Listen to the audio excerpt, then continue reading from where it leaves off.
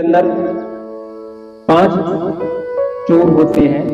मैं शरीर पर इसलिए चर्चा कर रहा हूं तो शरीर ही खत्म हो गया है। माता जी का शरीर खत्म हो गया, शरीर पर चर्चा करनी है। वैसे चर्चाएं तो बहुत हैं। तो शरीर के अंदर 5 चोर होते हैं, ये शरीर को नष्ट करते रहते हैं। हम समझ नहीं पाते हैं, जैसे काम, क्रोध, लोभ, मोह, अहंकार। इनको बचने के लिए भी साधन है, इनसे बचने के लिए ब्रेक है, साधन है, कैसे इनसे बच सकती है। जब क्रोध आ जाएगा तो क्रोध को जीतने के लिए कौन सा साधन है? शांति। कोई आपसे क्रोध में बात करे, आप चुप, ये क्रोध को जीतने का है। फिर वो आदमी धीरे धीरे शांत हो जाए। दूसरा बात, कोई आपसे गाली दे, आप चुप बैठे रहे। क्रोध को जीतने का एक ही साधन है, शांति। इस तरह से चारों 5 चीजों को जीतने के साधन है। शरीर के अंदर 4 चीजें होती हैं जिन्हें कहते हैं मन, बुद्धि, चित्त, अहं। ये चारों चीजें एक जैसी होती हैं। मन, बुद्धि, तो आप ये डिस्कस नहीं कर रहे हैं। आदमी कहता मैं तो अपने मन से कर रहा हूं, कभी कभी कहता मैं अपनी बुद्धि से कर रहा हूं, लेकिन उसे खुद नहीं मालूम है कि मन से कर रहा है कि बुद्धि से। तो ये चारों चीजें अंदर होते हुए भी अदृश्य हैं, अदृश्य हैं, दिखाई नहीं देती हैं। मन, बुद्धि, चित्त, अहं, ये चारों चीजें एक जैसी होती हैं। लेकिन मन से किया हुआ कार्य एक मनमाना कार्य होता है, क्योंकि मन हमेशा गलत चीजों की तरफ हो जाता है। मन जो है बेलगाम है, उसकी लगाम का घोड़ा, बेलगाम घोड़ा, लगाम लगती है। मन हमेशा जो है कार्य चलता है। अगर कहीं लड़ाई हो जाए तो तुरंत ही मन कहेगा चलिए। आप रोटी भोजन करते होंगे और भोजन छोड़ देंगे और लड़ाई सुनने जरूर जाए। और अगर कथा होती हो तो ये कहते हैं अभी नहीं, 2 घंटे बाद चलेंगे। मन जो है हमेशा अच्छे जहां कार्य होते हैं उधर जाने के लिए रोकता है, गलत कार्य जो होते हैं उनके लिए तैयार रहता है। तो मन के मते न चालिए, मन के मते अने, यानी कि मनमाने तरीके से कोई कार्य न करें, क्योंकि मन के अनेक मत हैं। तो जो मन पर असवार है वो साधु कोई एक, 1000 में कोई ऐसा एक हो जाए जो मन के इशारे पे नहीं चलता, अपने बुद्धि इशारे पे चलता है। तो बुद्धि, तो ये भगवान बुद्ध ने जो ज्ञान विज्ञान बताया उसे कहते हैं, लोग अपनी भाषा में कोई बुद्ध धर्म कहता है, लेकिन वास्तविकता ये है कि ये जो है वास्तविक जो विशुद्ध सनातन धर्म है। ये क्या है? विशुद्ध माने विशेष शुद्ध, सनातन माने जो शरीर में सना हुआ है, जो मानव का धर्म है, जो शरीर के अंदर विद्यमान है, सभी प्राणियों के अंदर विद्यमान है। ऐसा कौन सा धर्म है, इसको समझना है अपने जीवन में, तभी ये बुद्धि की बात समझ में आए। हमने देखा, आप देखे होंगे, लोग नमो बुद्धाय करते मानो कि पक्के बौद्धिस्ट, लेकिन वो बौद्धिस्ट नहीं है। असली बौद्धिस्ट वो है जो बुद्ध की सिद्धांतों पर चलता है। बुद्ध ने ये नहीं कहा था कि मेरी पूजा करना, मेरी आरती उतारना। बुद्ध ने ये कहा था कि मेरे सिद्धांतों पर चलना, तो दुनिया में तेरा मार्ग जो है मोड़कारी है। तो जो लोग बेचारे 5 भगवान बुद्ध ने सील बताए थे हम लोगों के लिए, उनको अगर मान लेता है फिर किसी की पूजा करने की आवश्यकता। आप लोग किसी भी ग्रंथ को उठाइए, किसी धर्म को उठाइए, उसमें एक बात जरूर मिलेगी। और आप लोग भी विचार करिए, ये लिखा हुआ है कि कर्म तेरा अच्छा है तो किस्मत तेरी दासी है, और नीयत तेरी अगर साफ है तो घर में मथुरा। ये बात तुम्हारे ग्रंथ कहते हैं, फिर इस बात को क्यों नहीं मानते? ये बात आपकी ग्रंथों में लिखी है कि अगर तेरा कर्म अच्छा है तो किस्मत तेरी दासी है, तो फिर काय वो पूजा कर रहे दूसरे? जब आप साफ प्रमाण दिया है ये कि कर्म अगर अच्छा है तो किस्मत तेरी दासी और नीयत तेरी साफ है तो घर ही मथुरा, इसी बात पे चलना है। यही बुद्ध का सिद्धांत है कि कर्म ही पूजा है। कौन सी जगह लिखा होता है कर्म ही पूजा है? कर्म को बदलना है तो भाग्य को बदलना है। आज ये माता जी ये है, इनके कितने पुत्र हैं? 3। इनके 3 पुत्र हैं। कहते हैं माता पिता से बढ़कर दुनिया में सबसे बड़ी श्रेणी जो है माता पिता की आती पहले दिन। तो अगर माता पिता नहीं होंगे, माता पिता ने छोटे गुरु की श्रेणी में माता पिता पहले आता है। पहले गुरु कौन है? माता पिता।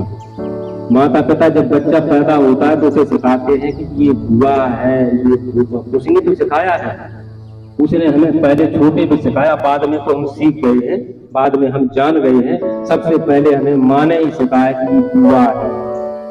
तो पहले गुरु की श्रेणी में आते हैं। भगवान की श्रेणी में ग्रंथों में लिखा है कि माता पिता भगवान की श्रेणी में आते हैं। श्रेणी का मतलब उसी कैटेगरी में, लेकिन वही माता पिता आते, ये नहीं है कि दारू पीकर आते हैं और बेटा से कहते हैं कि बेटा हमारे रिश्तेदार लाओ दारू लाओ, तो वो माता पिता भगवान की श्रेणी से बाहर हो जाते। वैसे जो संस्कारवान बच्चे हैं, जो संस्कारवान पिता हैं, जो अपने बच्चों को संस्कार डालते हैं, वो सारे भगवान की श्रेणी में आते। अतिथि देवो भव माता पिता देवो। आपने सुना, मैं एक छोटा सा प्रसंग बताऊंगा और कार्यक्रम को समापन करेंगे। बहुत सी चीजें बताने को है, समय का अभाव है। समय मैंने निर्धारित किया था तो मैं 20-30 मिनट बोलूंगा, तो थोड़ा 2 मिनट के बाद कार्यक्रम समापन। एक प्रसंग है। देखिए, मेरा कहने का अभिप्राय ये नहीं है कि मैं यहाँ ये कार्यक्रम करने आया तो आप कल जो है भगवान बुद्ध की वंदना करने लगे, ऐसा कुछ भी नहीं है। आप सिर्फ जानकारी करिए, जिसको मानते हैं उसके पीछे जानकारी हासिल करिए, उसके बाद उसे मानिए। कहने का भाव, आप रामायण मानते हैं, मुझे कोई आपत्ति नहीं। आप गीता मानते हैं, मुझे आपत्ति नहीं। हमसे कोई राम राम कर देता, मुझे कोई आपत्ति नहीं होती। लेकिन बहुत से लोगों को हो जाती है, इन्हें गए भाई हमसे राम राम क्यों की, हमसे नहीं होता है करना, क्योंकि नहीं जानकारी है। हमसे कुछ भी क्योंकि मुझे मालूम है तो उसे दिक्कत नहीं होती। तो इसलिए आपको भी है, आप जिस चीज को मानते हैं मानते रहिए। सच्चाई को सिर्फ जानने की कोशिश कीजिए कि बुद्ध माने होता क्या है। बुद्ध एक उपाधि है, डिग्री है। बुद्ध उपाधि दी गई, उन्हें बुद्धा कहा गया, ये पाली भाषा में कहा गया। बुद्ध माने होता क्या है, जिस दिन ये जान जाएंगे उस दिन हर चीज से नफरत खत्म हो जाएगी। तो कहने का भाव ये है, हमें अपने जीवन में इनके सिद्धांतों को समझना है, जानना। और किसी भी सिद्धांत को कहते हमें, अगर सत्य की परख है, अगर देश की पहचान इस आदमी को मालूम है, फिर काउ तो कौन सा। जिस दिन पहचान नहीं मालूम है तो आप ठग जाएंगे। अगर आदमी को पहचान है कि देसी घी की ये विशेषता होती है, ऐसा जान ले ये देसी घी है, अगर उसे पहचान मालूम है तो किसी दुकान से खरीदना फिर वो ठगेगा। इसलिए आप सच्चाई को जानिए, किसी दुकान से सच्चाई को खरीद लीजिए। यही नहीं है, भगवान बुद्ध ने ये कहा है कि जो बात तर्क और कसौटी पर सही साबित हो उसे मानने में कोई हर्ज नहीं है, चाहे वो किसी धर्म की बात हो। ठीक है, इस बात को समझना है। किसी धर्म की बात हो, किसी पंथ की बात हो, जो तर्क विवेक बुद्धि से कसौटी पर कसकर सही साबित हो रही है, प्रमाणित हो रही है, तो उसे मानने में हमारा कोई हर्ज, उसे मान लेना चाहिए। और जो बात सही साबित हो रही है उसे चाहे बच्चा कहे, चाहे एक बूढ़ा व्यक्ति कहे, चाहे छोटा बच्चा कहे, तो इसका उससे भी कोई ताल्लुक नहीं है किसी जाति से। कोई के ब्राह्मण ही हो या पंडित ही हो, तभी बात सही है। जो बात जो है सच्ची बात है, समझ में आ रही है, उसे कोई भी व्यक्ति कहे उसे मान लेना चाहिए। यही बात सत्य। कोई भी व्यक्ति कहे, किसी भी समाज का हो, तो इस बात को जीवन में उतारना। वैसे ये कार्यक्रम करने के लिए मैं चला जाता हूँ, फरीदाबाद गया था, वहां पर लोग ये कहते थे कि पंडित जी का ये काम करने, हर बात पे पंडित जी। तो पंडित जी कहते हैं, कहीं कोई बंदे जी कहता, कोई आचार्य जी, कोई शास्त्री। लेकिन मैं पता नहीं किन किन रूपों में लोगों को मालूम पड़ रहा हूं, लेकिन हकीकत ये है कि आपको पहचान नहीं मालूम है लेकिन वैसे जो हमारे लोग हैं जो अपर क्लास में चले जाते हैं उन्हें महापंडित भी कहते हैं। महापंडित, हम लोग महापंडित होते हैं। तो आप लोग तो ये जानते हैं कि ये आपने जाना है, लेकिन जो जानते थे ये कहते हैं कि पंडित जी नहीं है, ये साथ उनके दिमाग में ये है कि बनते हैं तो ये साथी है। लेकिन अगर ये पहचान हो जाती, कैसे पहचान सकते हैं मैं कौन हूँ? अगर आप ये सोच रहे हैं कि जातियां कर्म से बनाई गई हैं तो मैं ये कर्म कर रहा हूं तो फिर पंडित जी हो गए, ये साथ तो रहे नहीं। लेकिन जगह साथ ये पंडित जी नहीं, लेकिन रोजाबाद उनके पंडित जी भी नहीं दिखाई दिए। हाँ, वो नहीं, वो एक अपनी अपनी बात है। जैसे लोग ये कहते हैं, मैं कहना चाहता हूँ इस ज्ञान और विज्ञान को इस देश में जागृत करने वाले 3 ही आदमी हैं। आजमगढ़ के पंडित केदारनाथ पांडे,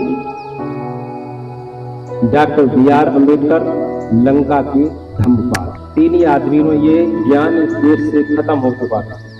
उन्हीं 3 लोगों ने भारत में फिर से इसको जीवन दिया है, नया किया है।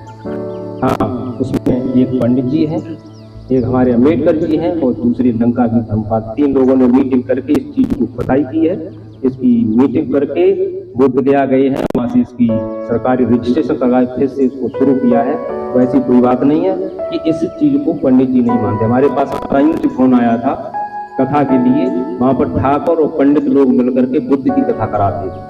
तो इस बात पर मत जाइए, दिमाग का मंथन कीजिए। सिर्फ ऐसा कुछ भी नहीं, ऐसा सिर्फ मालूम पड़ रहा है। जब कोई घर में मृत्यु हो जाती है तो लोग कहते हैं रात बहुत बड़ी हुई। रात बड़ी नहीं, रात उतनी होती है, केवल मालूम पड़ती है। तो ऐसा मालूम पड़ता है कि ये साक्ष्यों की चीज है। या ये हम इस कार्यक्रम को कठेरिया समाज, धोबी समाज, अनेक बिरादरियों में इसको करता हूं। जो जाग गया, मैंने कहा बुद्ध का मतलब है बुद्धि का खुल जाना। एक ही बात इसका अर्थ है, दूसरा अर्थ नहीं है। जागृत हो जाना, सच्चाई को जान लेना, बुद्ध हो जाना। जब सच्चाई नहीं जान पाओगे तब तक खूब नमो बुद्धाय करते रहना, खूब बौद्धिस्ट लिखते रहना, अपने को बौद्धिस्ट होने वाले नहीं हो। सच्चाई को जानना, सच्चाई को समझना और बुद्धि का खुल जाना, किसी चीज का अपने अंदर बुद्धि विवेक से तर्क कर लेना, सोच लेना कि यही बात सत्य है, किसी के द्वारा काटा नहीं जा सकता है। तो मैं बताना चाहता था प्रसंग, बातें बहुत सी हैं, बहुत जल्दी चली जाएंगी, खत्म ही नहीं होगी, इसलिए समय के भाग में चल रहा हूं। आपने सुना होगा महाभारत की कथा में चलते हैं, क्योंकि सब पंथ के लोग सब चीज को जानने वाले हैं। आपने देखा होगा, एक बार जो है, मैंने ये सिलेबस में पढ़ा है, शिक्षा में पढ़ा है, वो बता रहा हूं। आपने भी पढ़ा होगा, ये कक्षा 8 या कक्षा 5 की किताबों में पाठ पहले आता था, यक्ष और युधिष्ठिर की कथा। कहते हैं एक बार जो है युधिष्ठिर को प्यास लगी, यानी जो 5 पांडव थे पानी पीने के लिए गए, तो एक सरोवर में एक बुद्ध के ग्रंथों में यक्ष का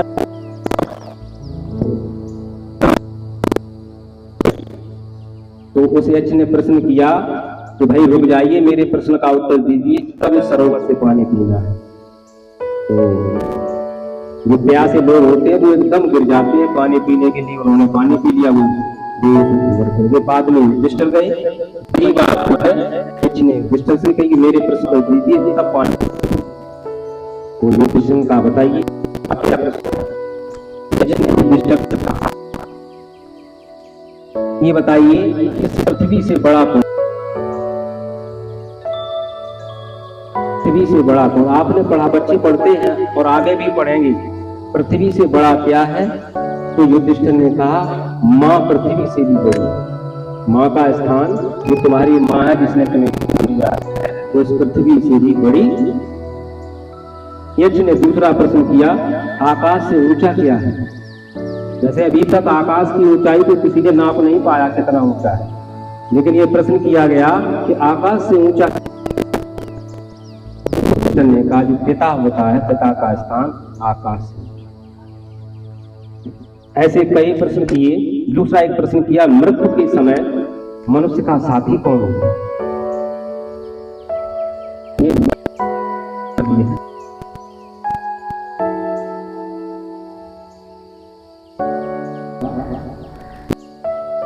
जो हमने जीवन में दान पुण्य किया है वही साथी।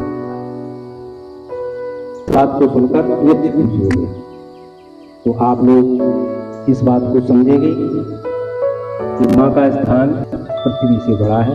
माता पिता ही एक ऐसी चीज होती है, वो ये सोचते हैं कि हमारा बेटा आकाश से ऊंचा है, दूसरा कोई ये सोचने वाला नहीं। भाई कोई भला भाई मिल जाए तो ना भाई देता तो हम अकेला खड़े जा, तू पीछे रहो या तू आगे खड़ो जा, ये सोच बन। माता पिता ही एक ऐसी उपाधि है, माता पिता हमेशा सोचते हैं कि हमारा बेटा आकाश से ऊंचा हो। तो सबसे इसीलिए माता पिता जो भगवान की श्रेणी में आते हैं। तो और ये जीवन में एक बार मिलते हैं, हर चीज दोबारा मिल सकती है, लेकिन माता पिता दोबारा मिलने वाले नहीं है। तो ये आज से चले गए हैं।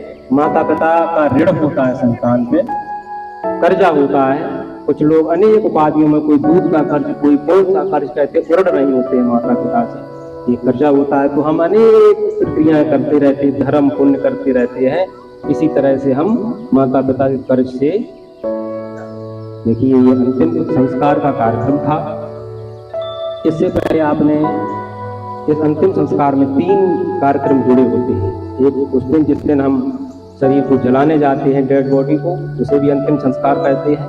उसके बाद तीसरे दिन एक काम और होता है, उसको भी अंतिम संस्कार में ही जोड़ा गया। और आज भी ये अंतिम संस्कार का अंतिम कार्यक्रम हो रहा है। तो आपने देखा होगा है इस सुखी जीवन के लिए कोई चाबी नहीं है, तो बंद किस्मत के लिए कोई चाबी नहीं। सुखी जीवन के लिए कोई चाबी नहीं है जिसको पकड़ लें और हम सुखी हो जाएं। किसी विद्वान ने कहा है कि सुखी जीवन के लिए कोई डाली नहीं होती और बंद किस्मत के लिए कोई चाबी। कोई जो सोचे हमारी किस्मत बंद है तो कोई चाबी मिल जाए ताकि हमारी किस्मत खुल सके, नहीं खुलेगी। बंद किस्मत के लिए कोई चाबी नहीं होती। और झुक जाते हैं जिनके ये सर माता पिता के चरणों में, उनकी झोली कभी खाली नहीं होती है। एक विद्वान ने ऐसा कहा है। तो आज अपने माता पिता की शांति पाठ के कार्यक्रम में आप भगवान से कामना करेंगे, माता के स्वरूप का ध्यान करेंगे कि हम आपसे उद्धार होना चाहते हैं। हम आपके कर्ज से मुक्त होना वैसे हो नहीं पाएंगे, लेकिन हम भगवान से कामना करते हैं। हम सारी प्रक्रियाएं करते हैं। हमने पुण्य का कार्य किया है, पुण्य अर्जन करेंगे, धर्म करेंगे, दान करेंगे, ऐसी कामना करते हुए हम तो ऐसी कामना करेंगे। यही पुत्र के लिए आप देख रहे होंगे, अभी आगे महीना आएगा तो लोग माता पिता पूर्वजों की याद करते हैं, उस कार्यक्रम को करते हैं। वो भी याद होती है अपने पूर्वजों को याद करने की। तो आज याद करने का अंतिम क्षण था। तो ऐसी कामना भगवान से कामना करेंगे। और जो है गर्मी के कारण बैठने में दिक्कत हो रही है, तो कार्यक्रम को समापन का समय है। मैं निवेदन करूंगा कि अपने बच्चों को पढ़ाएंगे। 3 चीजें: शिक्षा, संघर्ष, संगठन। जिस परिवार में, जिस गांव में, जिस समाज में ये 3 चीजें आ जाती हैं, वो आगे निकल जाता है। आप किसी की पूजा न करें, वंदना न करें, 3 चीजें याद कर लें: शिक्षा, संगठन और संघर्ष। ये मूल मंत्र है। कहने का भाव ये है, जो संगठन में रहेगा जो परिवार, वो आगे निकल जाएगा।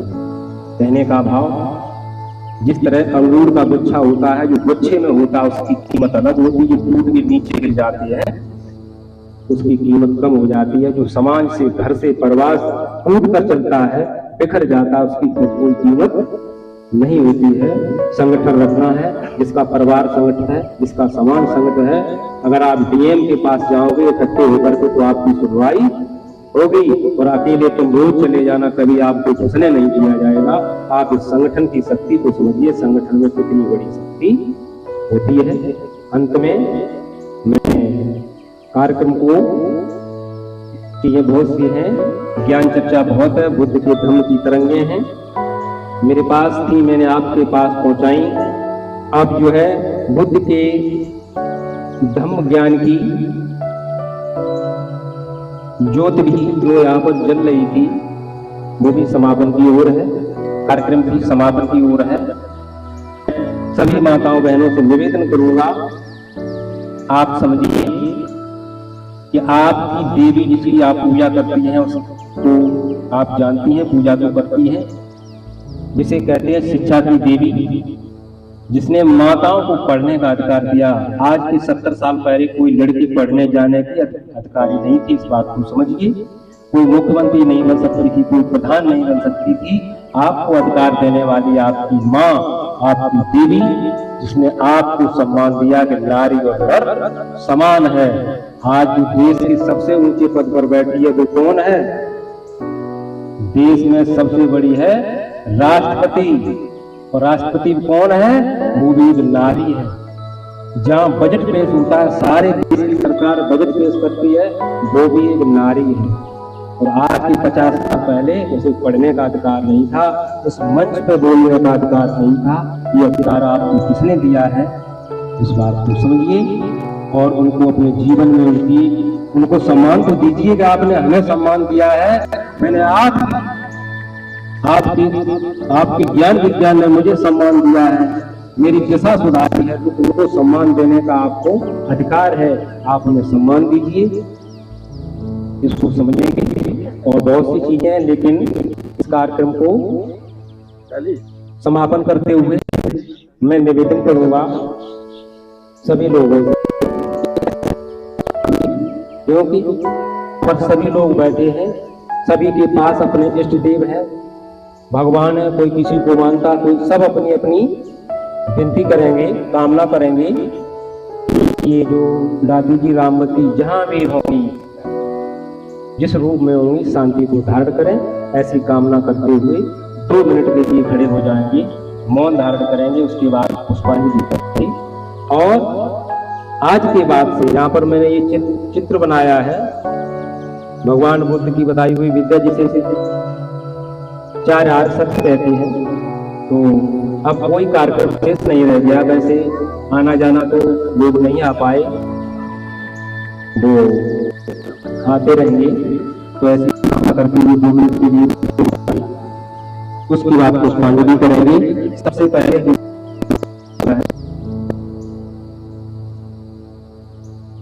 उसके बाद भैया लोग, क्योंकि बहुत लोग हैं, कोई ज्यादा वो नहीं है, आराम से, ठीक है।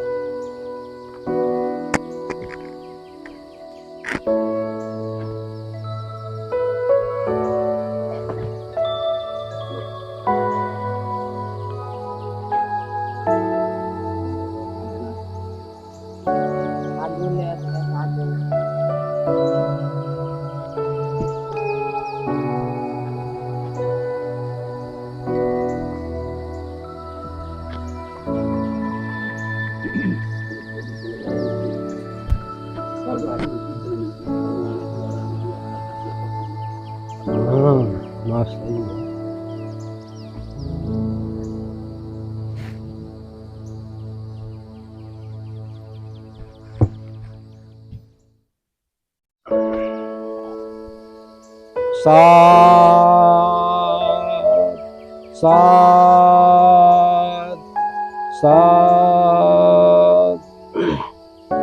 अब आप पहले आइए।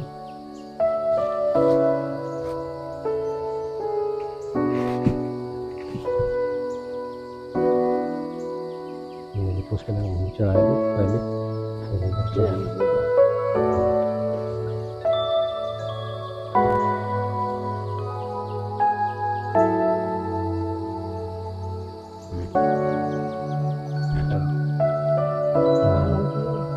हाथ जोड़िए। अब वो दिव्य स्वरूप है, शरीर नहीं है। अब ये दिव्य है, जैसे आप स्वरूप कहते, दिव्य स्वरूप है। चलो ठीक है। चलो आप पीछे चलिए, अब आ जाओ आप।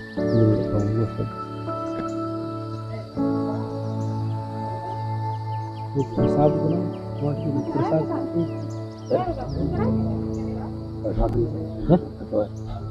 हाँ, सभी महानुभावों से निवेदन है कि पुष्पांजलि के बाद हमारे भैया ने एक गिलास पानी प्रसाद की व्यवस्था की है, तो आप सभी लोग प्रसाद लेकर पानी पीकर ही जाएं। हाँ, नियम होता है। तो जो लोग, जो व्यवस्थापक लोग हैं वो पुष्पांजलि कर लें और अपनी व्यवस्था को देखिए, पहले तो लोग कर लें, ठीक है।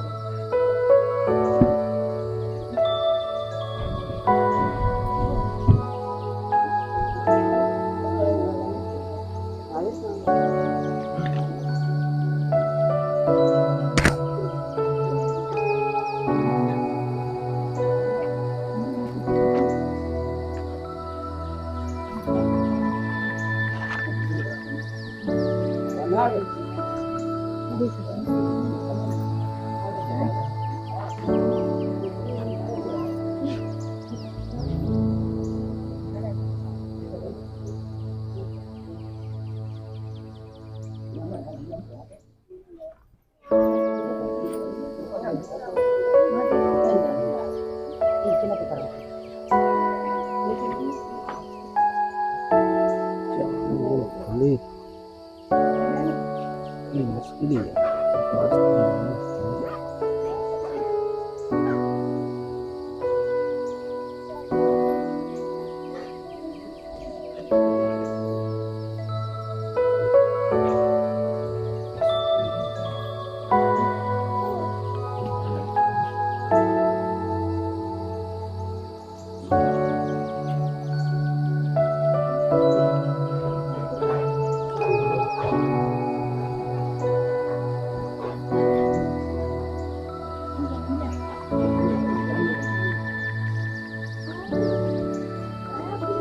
खुले तो हमें लगते हैं ना 100।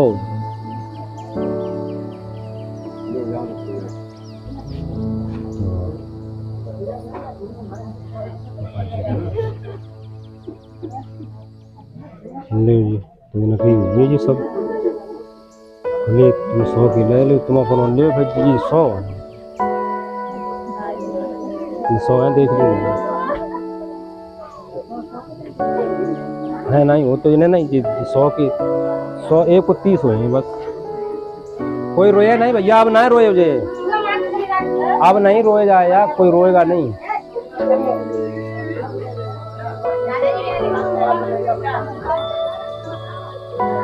शांति पाठ के बाद अभी देख रहे अगर हो जाए कितने।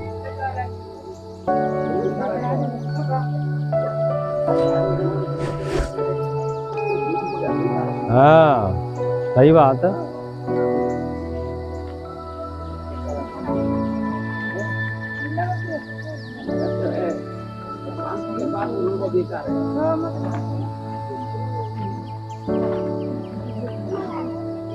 काऊ को रहे मैं थोड़ू तुम्हें जाए मैं अरे रत्ती पराई है कर भैया का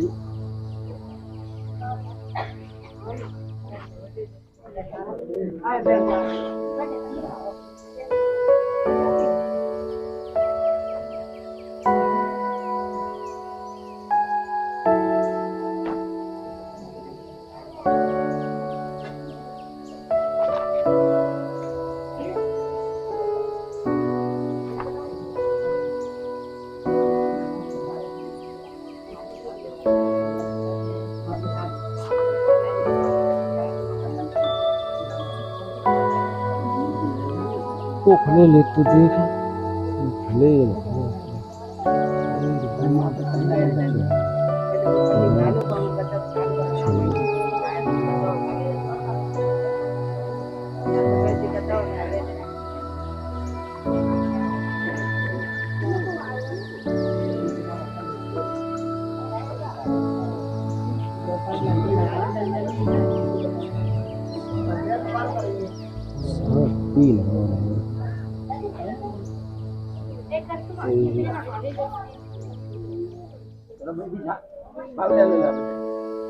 अब दे रही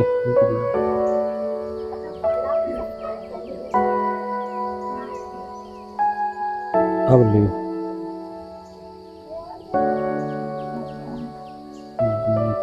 40 50 60 70